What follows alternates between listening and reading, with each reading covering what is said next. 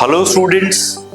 आज हम लोग पढ़ने वाले हैं एक बहुत ही इंटरेस्टिंग चैप्टर थर्मोडायनेमिक्स, और इसका भी एक बहुत छोटा सा topic which is just related to the work done. हमको पता है वर्क डन का ग्राफ हम लोग जब बनाते हैं that will be PV curve, pressure volume curve, right.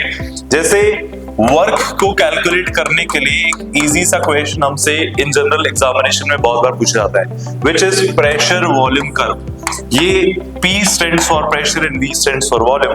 Pressure को मैं y एक्सिस पे प्लॉट करूंगा और वॉल्यूम को x एक्सिस पे प्लॉट करूंगा।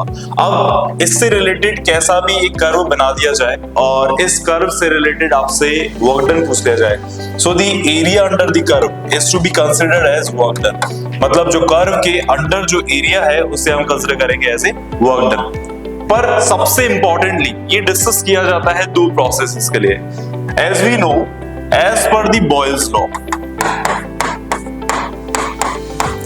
the relationship between pressure and volume is what? PV is equals to constant. This stands for isothermal process. ये किसके लिए काम करता है? आइसोथर्मल प्रोसेस के लिए काम करता है, राइट। देन आफ्टर अगर आपसे पूछा जाए एडियाबैटिक प्रोसेस के लिए वर्क डन कैलकुलेट कीजिए। आइसोथर्मल प्रोसेस जहां टेम्परेचर कांस्टेंट रहेगा, एडियाबैटिक प्रोसेस जहां पे हीट कांस्टेंट है। अब सबसे इंपॉर्टेंटली जो क्वेश्चन पूछा जाता है वो आइसोथर्मल प्रोसेस और एडियाबैटिक प्रोसेस के रिस्पेक्ट में वर्क डन आपसे पूछा जाता है, और इसका ग्राफ बहुत ज्यादा इंपॉर्टेंट है। What is gamma here? Basically this equation is known as adiabatic equation, or the relationship between pressure and volume for adiabatic process, which is P for pressure, V for volume. Gamma is what? Atomicity or adiabatic constant.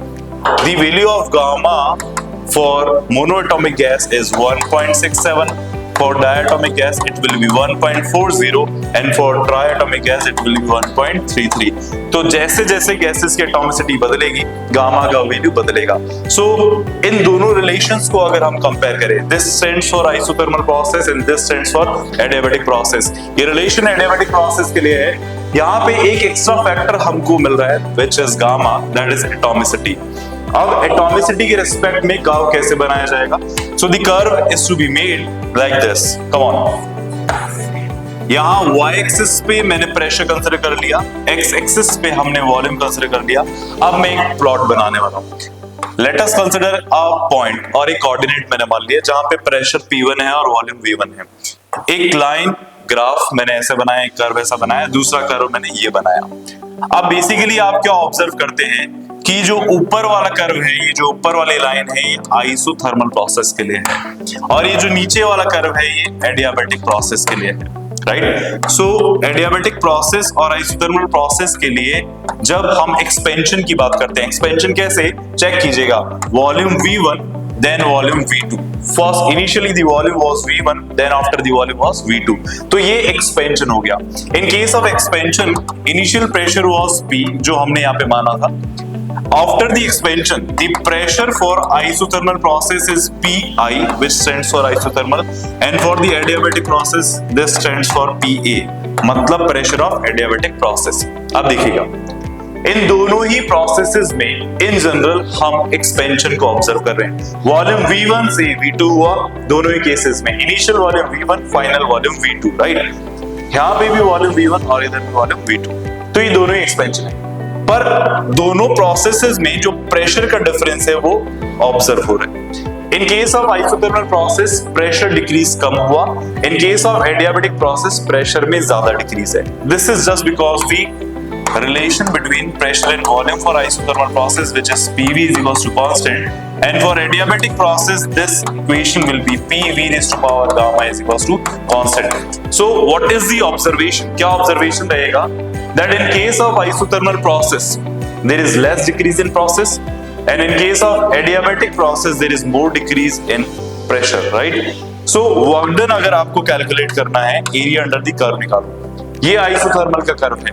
Isothermal के curve के under जो area आएगा वो ये पूरा मैंने red से mark किया है। So area under the isothermal curve is more than that of the area under the adiabatic curve, जो हम यहां मार्क कर रहे हैं। सो अभी मैंने आपको बताया the area under the curve is work done, so adiabatic process के केस में ये जो एरिया है ये कम है, इसका मतलब अगर प्रोसेस को या एक्सपेंशन को मुझे एडियाबेटिकली करवाना है तो उस प्रोसेस में वर्क डन कम करना पड़ेगा, और अगर आप एक्सपेंशन को आइसोथर्मली करवाना चाहते हैं then you have to done more work, तो यहाँ पे हमें वर्क डन ज्यादा करना पड़ेगा। अब इसको एक एग्जांपल से समझते हैं। जैसे इस केस में प्रेशर और वॉल्यूम इनवर्सली प्रोपोर्शनल है for adiabatic process, sorry for isothermal process, जबकि एडियाबेटिक प्रोसेस के लिए प्रेशर और वॉल्यूम इनवर्सली प्रोपोर्शनल तो है, पर वॉल्यूम के साथ साथ एक और factor gamma which is atomicity यहाँ पे हम इंट्रोड्यूस करते हैं, राइट। अब गामा का वैल्यू अभी मैंने आपको बताया, मोनो एटॉमिक गैस के लिए गामा का वैल्यू होता है 1.67, डायटोमिक गैस के लिए गामा का जो वैल्यू होता है दैट विल बी 1.40, और ट्राइटोमिक गैस के लिए गामा का वैल्यू है 1.33। सो गामा का वैल्यू मैं ऑन एन एवरेज 1.5 के आसपास मान लेता हूं।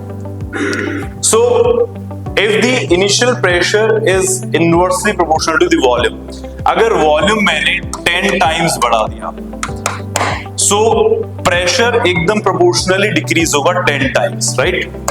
So pressure will goes on decreases 10 times. अगर यहाँ पे वॉल्यूम को मैंने 10 टाइम्स बढ़ा भी दिया तो प्रेशर और ज्यादा डिक्रीज होगा, क्योंकि 10 के पावर में ऊपर 1.5 जो गामा का वैल्यू है वो भी चलेगा, so that there is more decrease in pressure in case of what adiabatic process. So this is the important information, और इस पे बहुत सारे क्वेश्चंस हमसे पूछे जाते हैं। एडियाबेटिक प्रोसेस और आइसोथर्मल प्रोसेस के केस में जो वर्क डन है आपसे कई बार एग्जामिनेशन में पूछा गया है। ये बहुत छोटा सा टॉपिक और बहुत आसान सा टॉपिक, ये बॉयल्स लॉ का स्टेटमेंट है, और ये एडियाबेटिक प्रोसेस के लिए आपके पास adiabatic equation. So thank you very much.